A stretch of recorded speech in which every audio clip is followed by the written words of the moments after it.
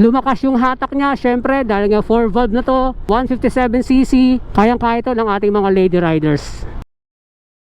Test ride ulit tayo. So gagamitan natin kulay ngayon. Ito yung kulay pula.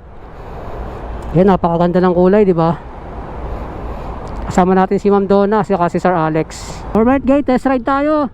Ang first impression natin guys, sa pagkakaupo pa lang natin, yung space ng tuhod natin dito, ang luwag pa. And then yung comfortability naman, pagdating sa upuan, eto, okay na okay siya, maluwag pa sa likod.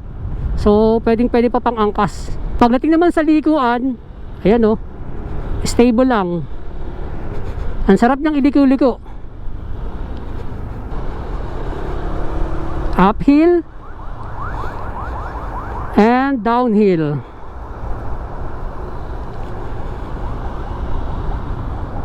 And then nag left tayo. Okay, eto no, yung braso natin dito hindi babang baba, sakto lang sa manibela. Kaya pag lumiliko tayo sa mga twisties katulad nga nito, smooth lang. So relax lang yung katawan natin. So parating sa comfort, stability, okay. Try naman natin ngayon yung full brake. Takbuhan natin 40 kph.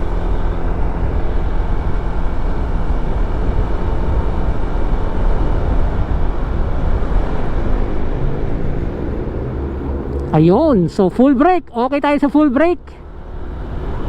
Dahil nga CBS to, combi brake system. Pag nag-brake tayo, 70% sa likuran at 30% sa harapan yung ating braking, no? So ayun ang power ng CBS.